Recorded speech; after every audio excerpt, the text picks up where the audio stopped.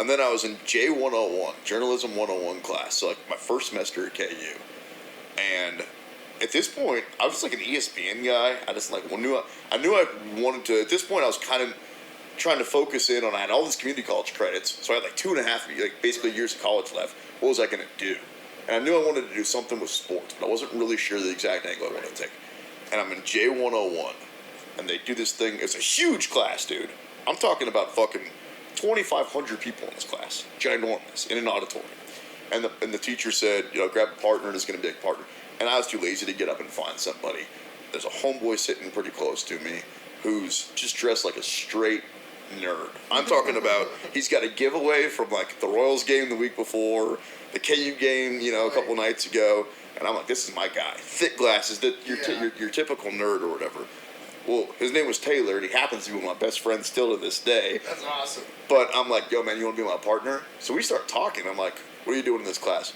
Little did I know that this guy got like more pussy than anybody. that he got the best weed in town. We ended up being roommates, dude. Like, this is my guy. Oh, that's bad. Yeah, awesome. This is my guy. And he told me about. He's like, so what do you do in journalism class? And he told me about college radio, and I didn't know it existed, man. I didn't know college radio was a thing, and I'm like, dope. And so I remember, and dude, I was gung ho. Because all that time in community college felt like a waste because finally, okay, now I could focus on something that I really wanted to do. Right. So that was that was the beginning of kind of what I thought I could turn into a career, and then it just was a bumpy, windy, crazy road of those stories I told you, Lawrence, seeing other people have success, ups and downs. I feel like do you feel like you came out better because of that? Like, because if you would have just probably went straight to it, you think you would have been as good or what? Fuck, man, I don't know. Like, they say that. I always love a story that's like that. That like what you told me, the whole getting the cake and all that. Yeah. And like, dude, I was at these bullshit jobs and I had $10 in my name. Like, those are the best fucking stories. And it just so happens when someone has those stories, those people always have the best character. You know what I mean? I'd like to think so, but dude, like, honestly, if the alternative would have been, if we could jump in a hot tub time machine, and you're like, hey, you could have it the easier route, and your parents just would have paid your way to school the first time with all your friends, you could have just got your shit together, not ended up in fucking Flagstaff, Arizona, not been a bum in Myrtle Beach or worked at a fucking bar with that dildo Scotty, not fucking had to, drive back and forth from the It's like, I don't know. I don't know. You like, have less cool stories, though. That's true. You'd have way less cool stories. I would have less cool stories. I don't know. Whenever I talk to my girl about that, like, she always says the same thing. Like, maybe it is. Maybe that shit is just kind of a bumpy path where you just end up where you're supposed to. And my timing, dude, ended up like really, really good being here in Kansas City. I've gotten offers from a bunch of other markets. People will hear me. The biggest coup that I have right now is talking to Patrick Mahomes every single week. Awesome. I mean, what kind of guy is he like? Just like awesome dude. He's like a typical. How old are you? 21. He's like 3 years older than you. Yeah, he's just like a young guy. He's just like a typical, except he's about to have $500 million. Yeah, and he's made more money off the field. I mean, I would say he's already made.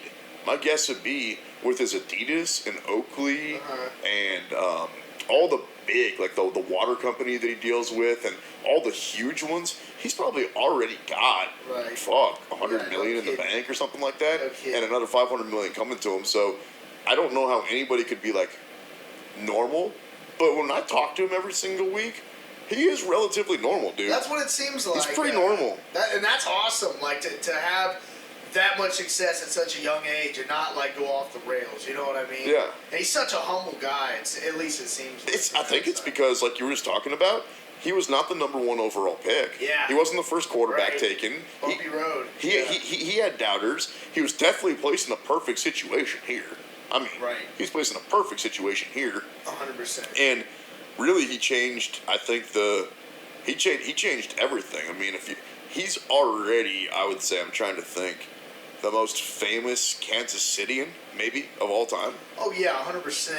I don't know if fucking Walt Disney came from here. He was pretty important. Oh, yeah, because Walt Disney was at... He did his thing. He was at Georgetown, I think. Georgetown Apartments. Yeah. Yeah. How'd you know that? Is that like well known? Oh, really? Yeah, so I was like, what the fuck? Yeah. Walt Disney used to live here? Isn't that crazy? Yeah. But yeah, Patrick Mahomes. Yeah, he's a pretty normal dude. He's very close to the vest. It's different. So when we talk to him, we get him every single Monday, and during the season, he's not really trying to talk about himself. If you want to ask him about his teammates or ask him about, That's awesome. I mean, think about his. So 2020 sucked for everybody because Right. we fucking had to stay home and all that. For Patrick Mahomes, in February, that dude won the Super Bowl. Right, won the Super Bowl MVP. Yeah, right before everything. In I want to say April or May, he got the biggest contract in the history of American sports. Like nobody thought he was going to get he got $500 million to put his name on the dotted line, and I think the Chiefs are the one who got the better deal. And then a couple of months after that, he proposed to his girl, and then a couple of months after that, he announced he's having a kid, Yeah. and now he's trying to win the Super Bowl again, dude. Like, Who do you think's going? Who are you calling it? I mean, probably. I'd like to see a Chiefs and Tampa Bay Super Bowl, to be honest with you. Really? Huh. Yeah, fuck it. I mean, honestly, I could care less who's on the other side. It really doesn't matter. As long as the Chiefs keep going. Like, if it's who would be the easiest matchup for them, the Rams on that side. But I'd like to see Green Bay and Chiefs. Green Bay would be cool. Be the State Yeah. Farm Super Bowl. That's what I'm saying. I was Yeah. like, that's awesome. Like, I want to see that. Yeah, Green Bay